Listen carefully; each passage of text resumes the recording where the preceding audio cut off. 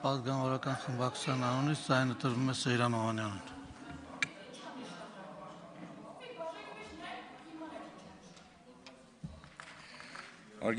Հարգելի հայրենակիցներ, հասկանալի է, չէ, որ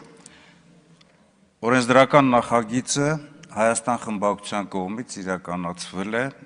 Հայաստանում ստեղծված իրավիճակից ելնելով։ Երբ որ խոսքը գնում է մանիպուլյացիայի, խոսքը գնում է տարբեր իրարամեժ հայտարարությունների եւ գործողությունների, դրա հիմքում կանգնած են այսօրվա իշխանությունները եւ այսօրվա իշխանություններն են բերել այնպիսի մի վիճակի, որը որ կասկածի տակ է դրվում մեր հայրենիքի եւ այս վերջի տարիների 2018 թվականից ստեղծված իրավիճակը եւ ներկան եւ նաեւ ապագան, չնայած նրան, որ դուք խոսում եք, փորձում եք ամեն ինչ ներկայացնել վառ գույների ներքո եւ ներկայացվող նախագիծը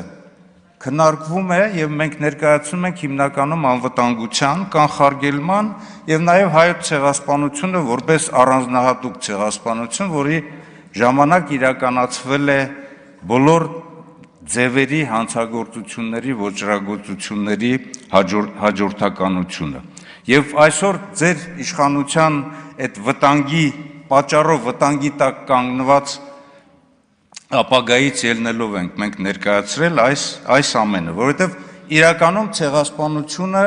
ձեր իշխանության օրոք շարունակվեց Արցախի նկատմամբ, Արցախի բռնատեղահանմամբ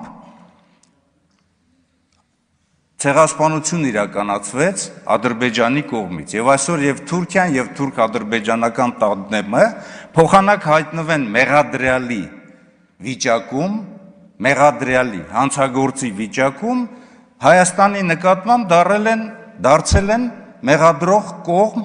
եւ այդ շարունակական պատժամիջոցները, շարունակական ճնշումները, պարտադրանքներն են, որ մեզ կասկածի տակ է դրում մեր հայրենիքի ապագան։ Ընդ որում, ձեր իշխանության ժամանակ